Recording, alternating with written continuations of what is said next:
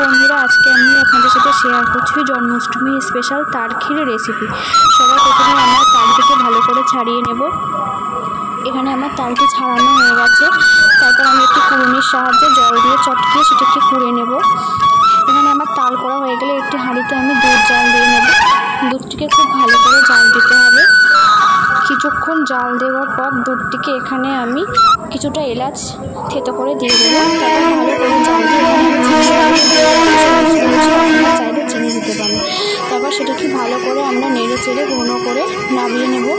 তারপর ছেঁকে রাখা তাল দিয়ে ভালো করে আমরা নেড়ে নেব। দুধের সাথে ভালো করে মিশিয়ে নেব আমরা।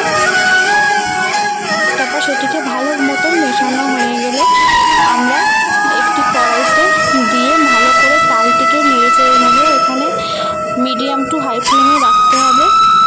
তো ভালো করে নাড়াচাড়া করতে হবে। তারপর তালটি যখন ফুটতে থাকবে তখন সেটিকে আমরা নামিয়ে নেব। নামিয়ে নিয়ে একটি